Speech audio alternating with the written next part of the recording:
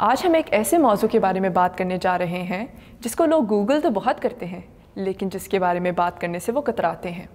بات ہے عورتوں کے حوالے سے، لیکن خود عورتوں کو معلوم نہیں ہوتا کہ ان کی بایولوجی کیسے کام کرتی ہے۔ لیکن پہلے ایک قصہ۔ 1972 میں امریکی خلائی تحقیقی ادارے ناسا نے ایک خلائی جہاز روانہ کیا۔ اس کا نام تھا پائنیئر 10۔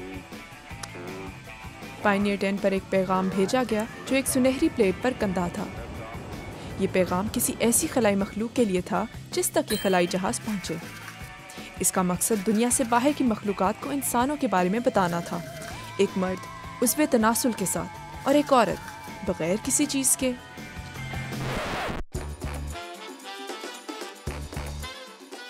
خواتین و حضرات، یہ ہے فرج یا ولوا۔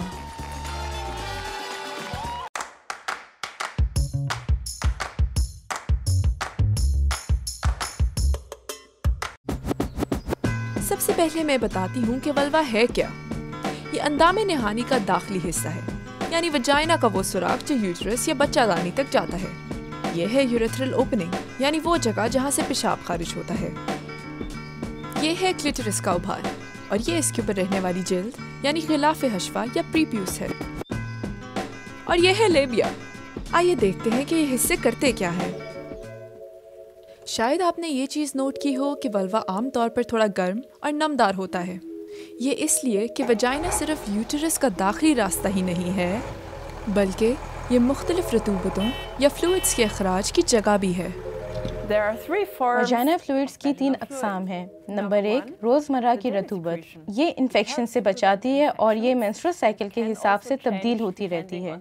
نمبر 2 سیکشول لبریکیشن، یہ رطوبت جنسی ہیجان کے وقت خون سے الگ ہوتی ہے اور وجائنا کی لبریکیشن یا چکناؤ میں مددگار ہوتی ہے۔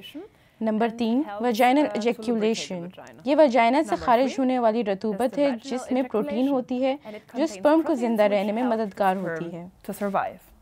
بازار میں کئی وجائنل کلیننگ پروڈکٹس بھی ملتی ہیں جو کافی مہنگی ہوتی ہیں، لیکن انہیں استعمال کرنے کا فائدہ کم اور نقصان زیادہ ہوتا ہے۔ تو صفائی کے لیے صابن کی بھی ضرورت نہیں، صرف پانی ہی کافی ہے۔ وجائنا خود کو خود ہی صاف رکھ سکتی ہے کیونکہ وجائنل فلوئڈز یا رطوبتیں تیزابیت کی حامل ہوتی ہیں اور اسی لیے بیکٹیریا اور جراثیم یہاں انفیکشنز پیدا نہیں کر سکتے۔ اور پھر لیبیا یا شفتین فرج، یہ یہاں موجود ہر ایک چیز کو محفوظ رکھتے ہیں۔ لیبیا ایک طرح سے 2 دوہرے دروازوں کا سیٹ ہے، آؤٹر یا بیرونی لیبیا اور پھر اندرونی لیبیا۔ یہ ہمیں بیکٹیریا اور دیگر خطرناک چیزوں سے محفوظ رکھتے ہیں۔ بیرونی لیبیا لوبریکیشن بھی پیدا کرتے ہیں جو ہمارے ولوا اور وجائنا کو صحت مند رکھتی ہے، اور اندرونی لیبیا پر بہت سارے اعصابیہ خون کی نالیوں کا اختتام ہوتا ہے اور جنسی ہیجان کی صورت میں یہ پھول جاتے ہیں۔ یہ بہت حساس ہوتے ہیں۔ لیکن ایمانداری کی بات ہے کہ ہم عام طور پر دوسری خواتین کا ولوا کم ہی دیکھتے ہیں، بلکہ کئی مرتبہ تو خود اپنا بھی۔ لہٰذا اس کے بارے میں بہت سے پراسرار خیالات موجود ہیں۔ مثال کے طور پر لیبیا کیسے نظر آنے چاہیے، یہاں تک کہ لیبیا کی سرجری کے لیے بھی کئی طرح کی پیشکش موجود ہیں۔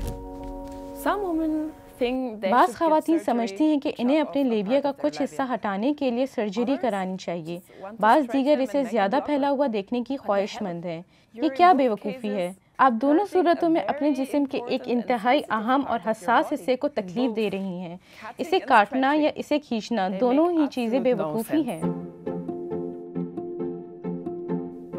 ایسا کچھ نہیں کہ ولوا کی کوئی پرفیکٹ شکل ہے، یہ مختلف طرح کے ہو سکتے ہیں۔ اندرونی لیبیا بڑے اور بیرونی چھوٹے ہو سکتے ہیں، یا پھر بیرونی بڑے اور اندرونی چھوٹے، اور ان کے بہت سے رنگ اور سائز بھی ہوتے ہیں، اور یہ سب زبردست ہوتے ہیں۔ اور چونکہ ولوا بہت حساس ہوتا ہے، اس لیے صرف لیبیا کے 2 جوڑے ہی اس کی حفاظت نہیں کرتے، بلکہ اس کے تحفظ کے لیے بالوں کی حفاظتی تہ بھی ہوتی ہے۔ پیوبک ہیئر ولوا کے لیے کوئی غیر ضروری چیز نہیں ہے، یہ اصل میں بہت مددگار ہوتے ہیں۔ یہ نہ صرف آپ کو جراثیم اور انفیکشن سے بچاتے ہیں بلکہ یہ مختلف کاموں کی صورت میں رگڑ سے بھی بچاتے ہیں، مثال کے طور پر سیکس کے دوران۔ تو اصل میں یہ ایک اضافی حفاظتی تہ ہے۔ اور ظاہر ہے پرانے وقتوں میں جب انڈرویئر لباس کا لازمی حصہ نہیں تھے، تب ان بالوں کی طرف سے فراہم کردہ تحفظ اور بھی زیادہ اہم تھا۔ آج کے دور میں بعض خواتین انہیں کاٹنا چاہتی ہیں۔ پیوبک ہیئر کو شیو کرنا بعض لوگوں کو زیادہ دلکش اور سیکسی لگتا ہے، مگر اس سے چھوٹے چھوٹے زخم لگ سکتے ہیں جس سے انفیکشن بھی ہو سکتی ہے۔ تو خواتین اپنے ولوا پر نظر رکھیں، اسے جانیں، ایک آئینہ آپ کی مدد کر سکتا ہے۔ تو اگر آپ کے ذہن میں اب بھی کوئی سوال ہے تو آپ اسے گوگل کرنے کے بجائے کسی اچھے ڈاکٹر سے رجوع کریں۔